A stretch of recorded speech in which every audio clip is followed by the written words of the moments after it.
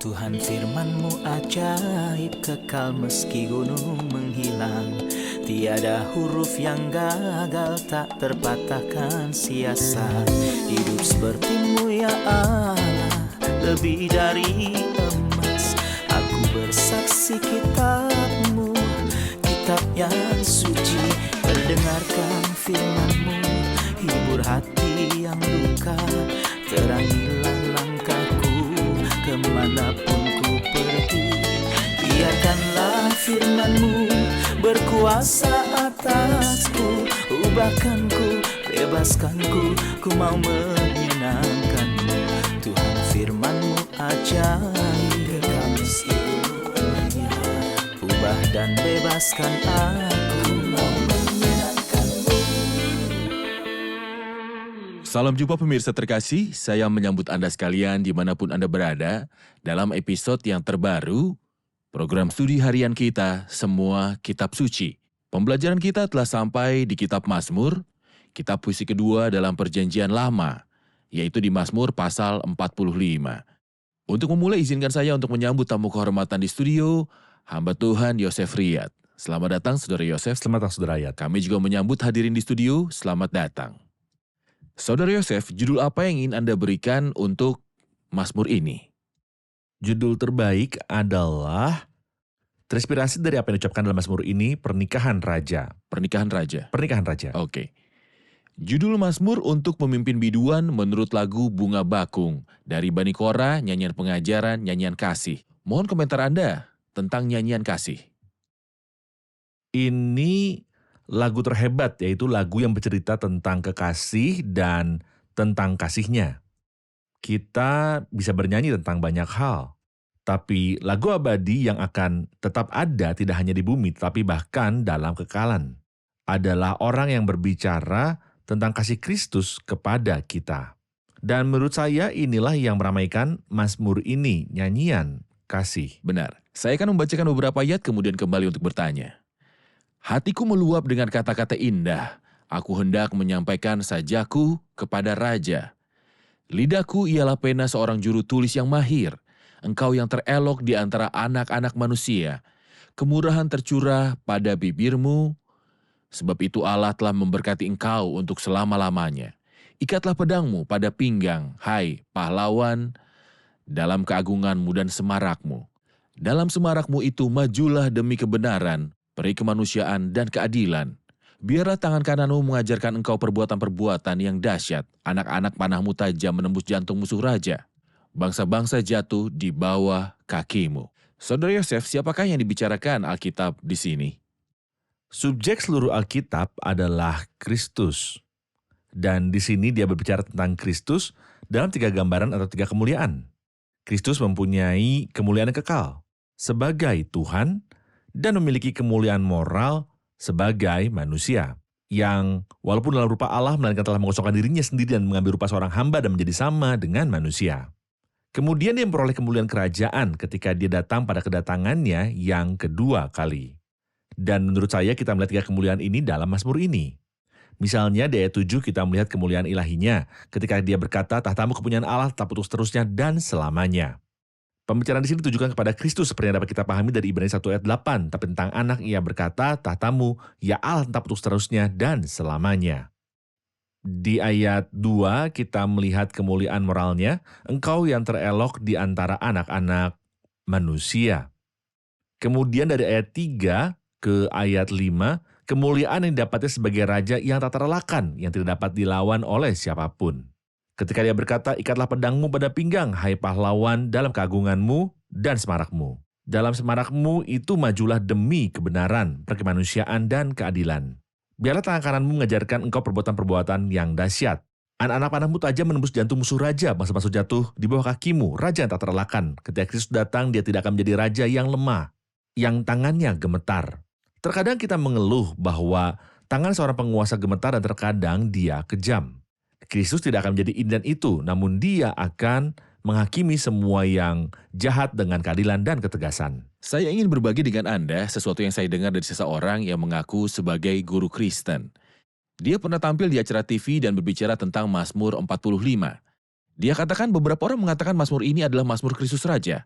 Kristus tidak akan datang dan tidak akan memerintah. Ayat ikatlah pedangmu pada pinggang hai pahlawan bukan berarti bahwa Kristus akan memerintah dan membinasakan manusia untuk mendirikan kerajaannya di bumi. Kristus mempunyai pemerintahannya yang lain.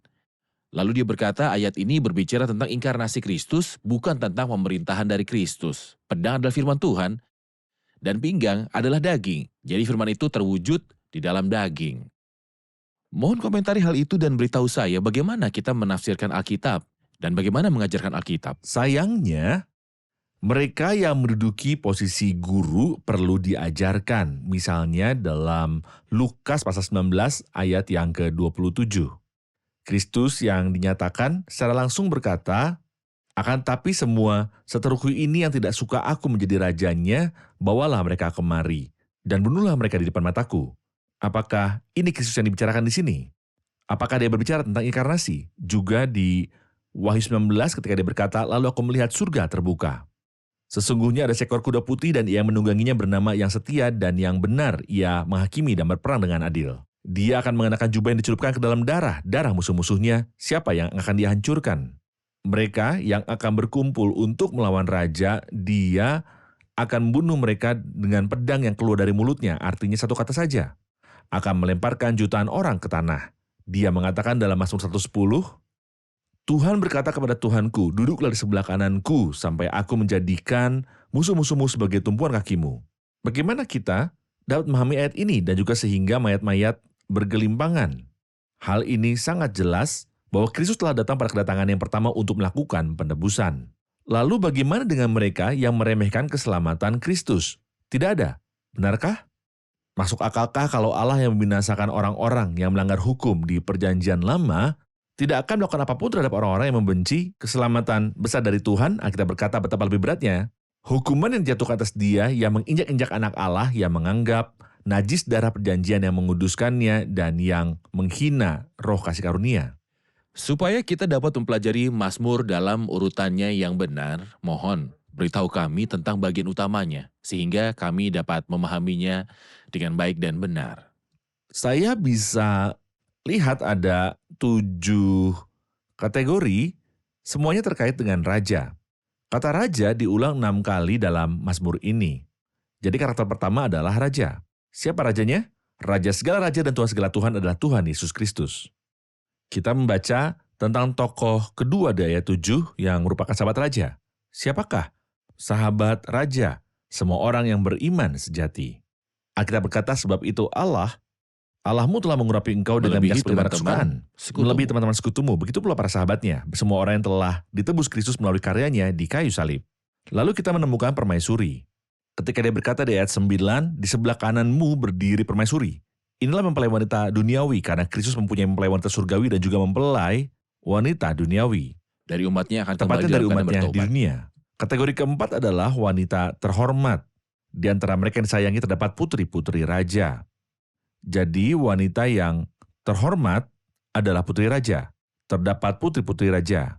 Berarti semua kota-kota di dunia, karena seluruh dunia akan menyembah Kristus pada saat itu. Dan ini jelas terlihat dalam banyak ayat yang paling terkenal ada di Zakaria 14. Jadi permaisuri terkait dengan pemerintahan Kristus atas umatnya Israel. Ya. Dan para wanita yang terhormat dihubungkan dengan pemerintahan Kristus atas bumi. Seluruh bumi. Raja besar atas seluruh bumi. Tepat. Benar. Kategori kelima ditemukan dalam ayat Dengarlah, hai hai putri. Tidak, 15. Anak-anak darah mengikutinya. Perawan yang menemani permaisuri adalah kota-kota dari Yehuda.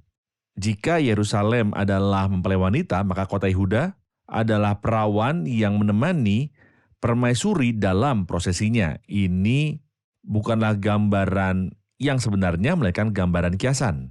Ayat 17, para bapa leluhurmu hendaknya diganti oleh anak-anakmu nanti. Ini adalah orang-orang beriman yang saleh dari semua bangsa, suku, umat, dan bahasa sebagai individu. Dan yang terakhir di ayat 6, dia berkata, anak-anak panahmu tajam menembus jantung musuh raja. Mereka akan tetap menjadi musuh sampai raja muncul dan hancurkan mereka sepenuhnya. Seperti yang disebutkan dalam 2 Tesalonika 1, bahwa dia akan datang mengadakan pembalasan terhadap mereka. yang tidak mau mengenal Allah dan tidak mentaati Injil Yesus, Tuhan kita. Oke, kita rehat sejenak dan kembali untuk menjawab pertanyaan hadirin.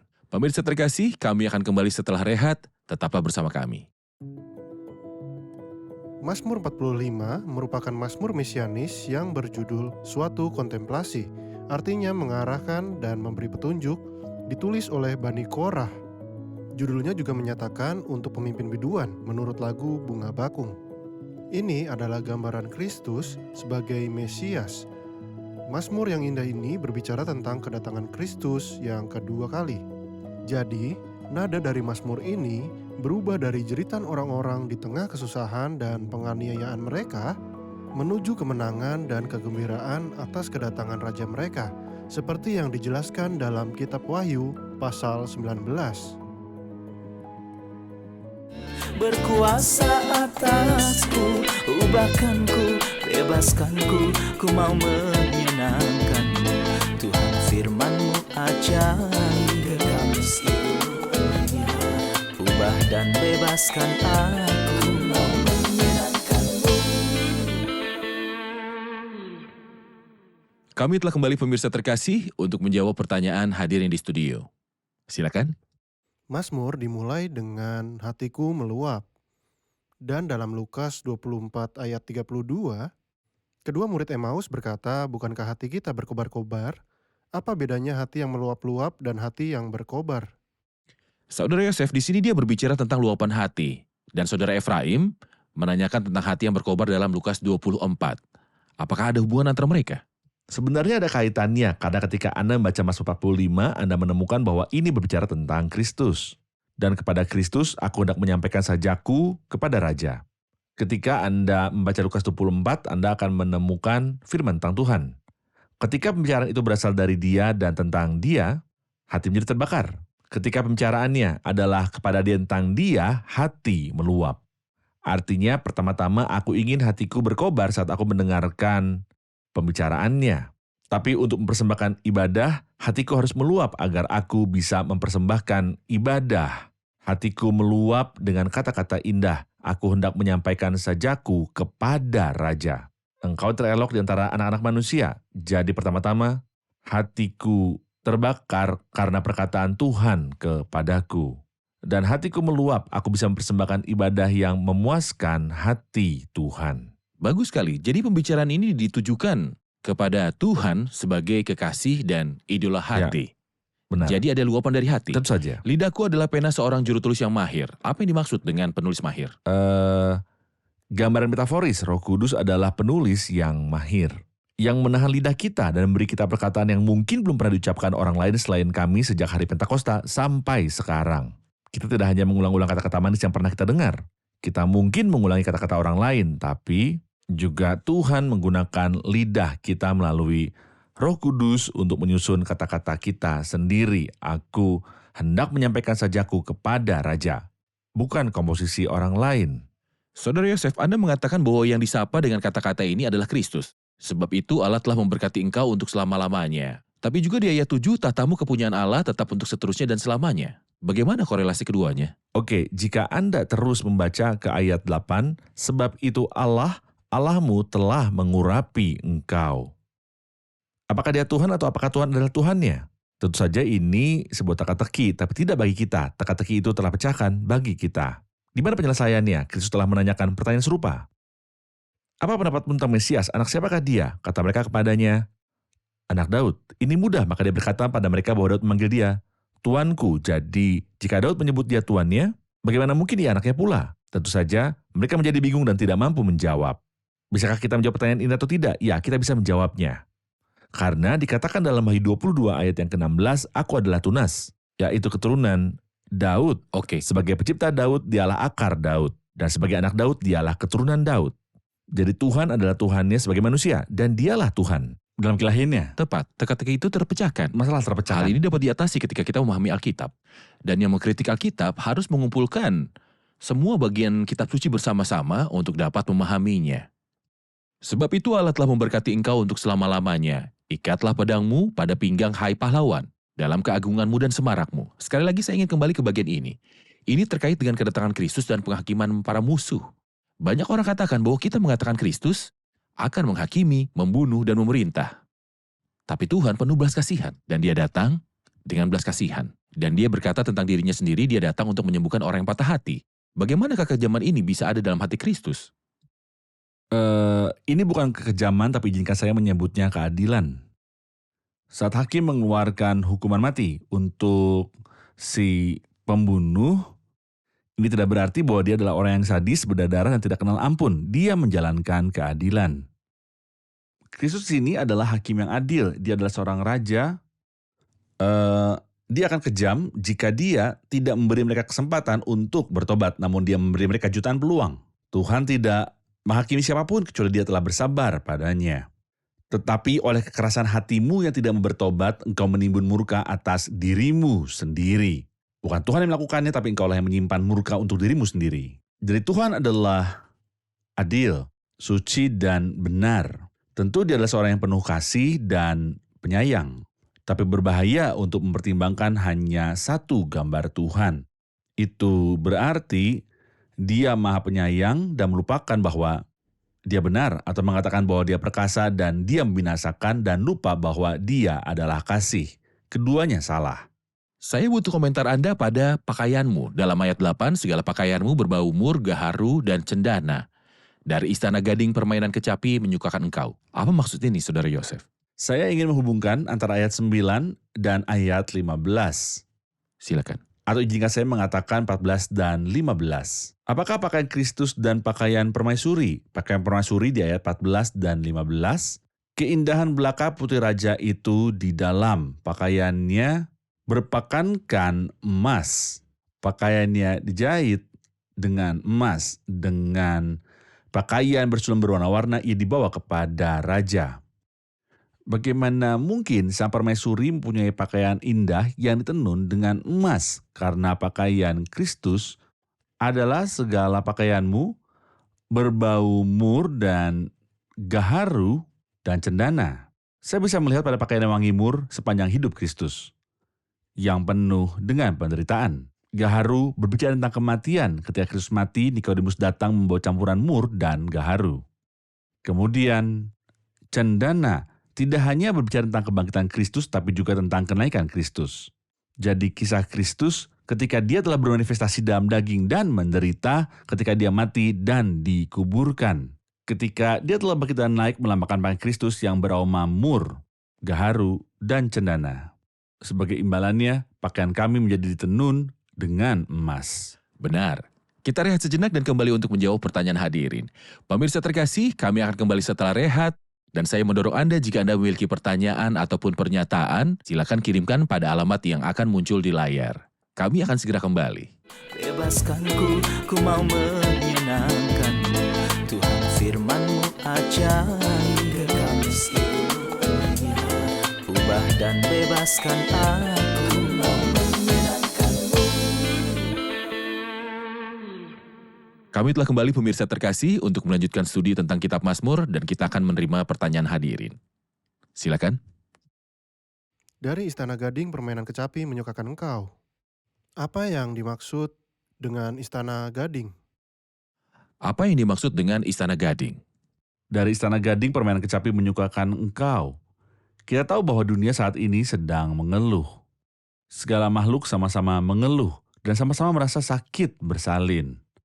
Mereka yang mendahului waktu berkata agar seluruh ciptaan bergembira dan berbahagia, telah mengabaikan Roma 8 yang mengatakan, sebab kita tahu bahwa sampai sekarang segala makhluk sama-sama mengeluh dan sama-sama merasa sakit bersalin.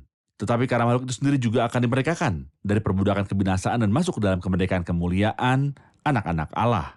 Erangannya akan berhenti dengan kedatangan Tuhan, dan dia akan menggantikan rintihan dengan bernyanyi. Dan seluruh bumi akan bergembira bagi Tuhan. Dan seluruh bumi akan bergembira bagi Tuhan, dan perkataan ini akan terpenuhi dari istana gading permainan kecapi menyukakan engkau. Atau ayat bagus yang mengakhiri Mazmur 87, dan orang menyanyi sambil menari beramai-ramai, segala mata airku ada di dalammu. Jadi daripada mengeluh orang dan juga teriakan anak-anak akan ada dari mulut bayi-bayi, dan anak-anak yang menyusu telah kau letakkan dasar kekuatan karena lawanmu. Hal indah yang menarik bagi saya adalah istana gading.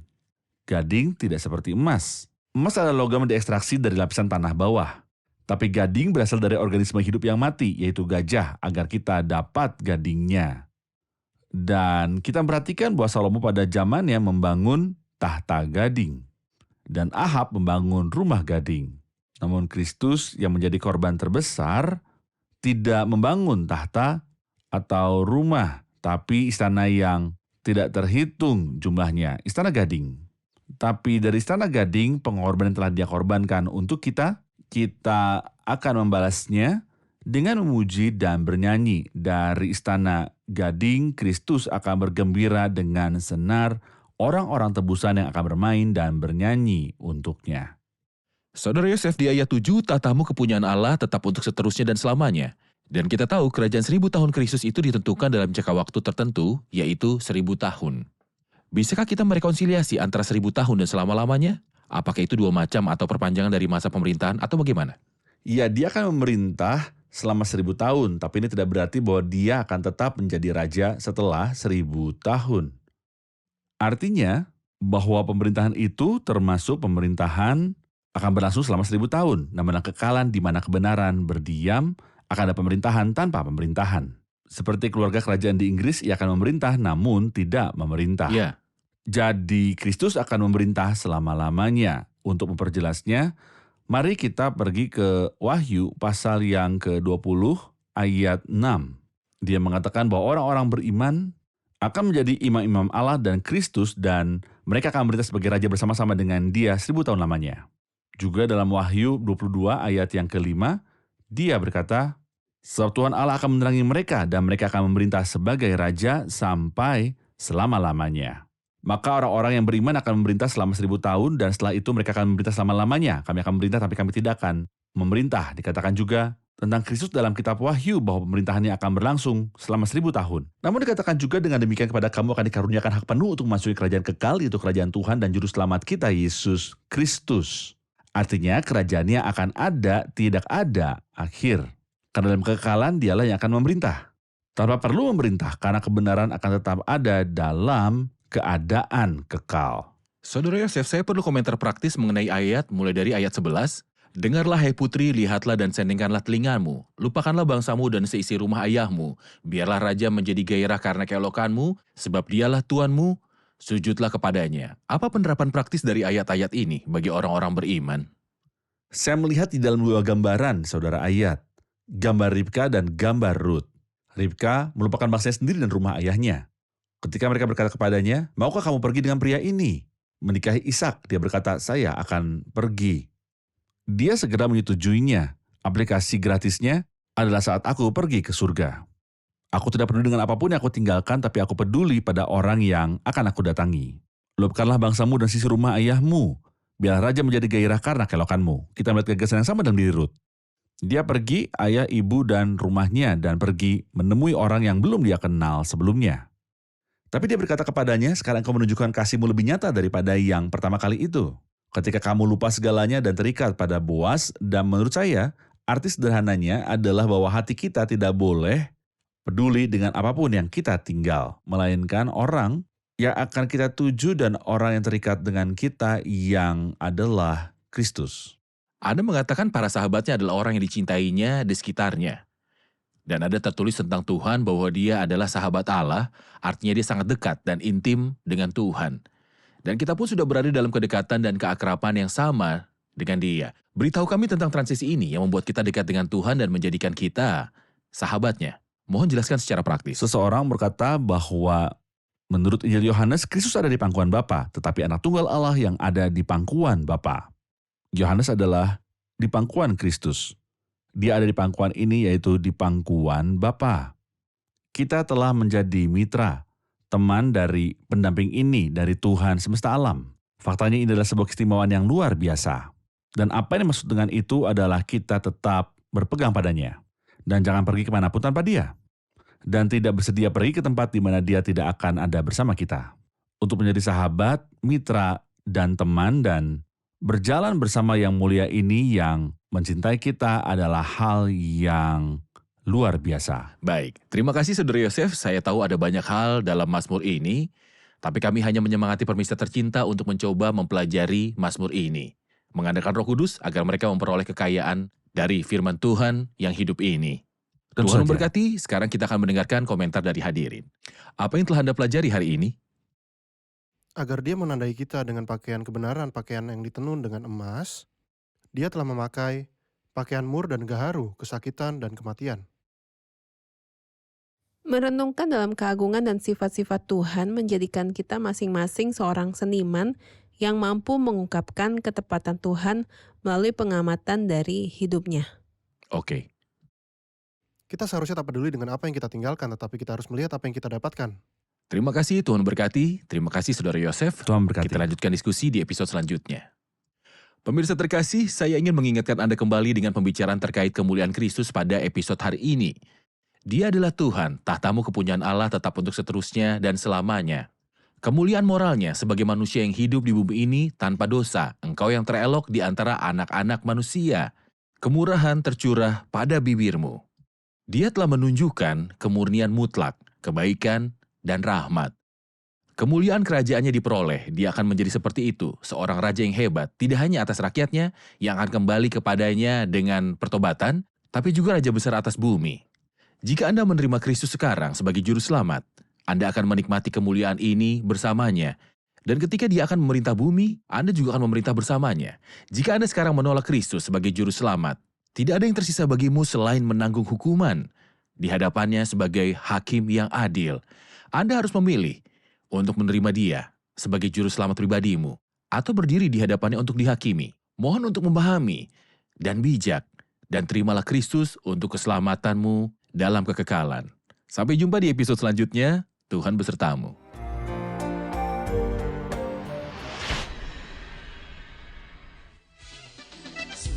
يا يسوع في حياتي نفسي معك مرتاحة فيك بلاقي نجاتي وفي قربك ألاقي الراحة سودي يا يسوع في حياتي نفسي معك مرتاحة فيك بلاقي نجاتي وفي قربك ألاقي الراحة انت مالك عمري انت سيد قلبي انت وحدك ربي وكل حبي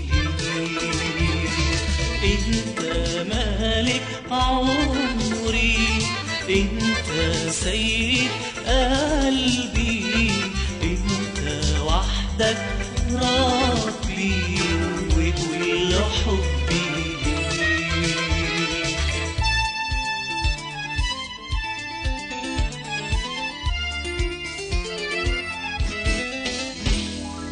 ليك بقدم عمري بهدي إليك أيامي وحدك مالك قهري وإنت سر سلامي ليك بقدم عمري بهدي إليك أيامي وحدك مالك قهري وإنت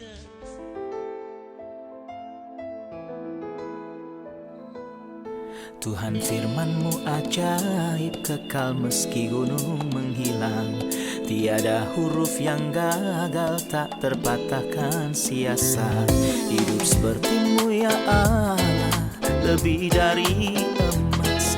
Aku bersaksi kitab-Mu, kitab yang suci. Mendengarkan firman-Mu, hibur hati yang luka. Terangilah langkahku kemanapun ku pergi. Biarkanlah firman-Mu berkuasa atasku. Ubahkanku, bebaskanku, ku mau menyenangkan-Mu. Tuhan firman-Mu ajaib, kekal meski ubah dan bebaskan aku.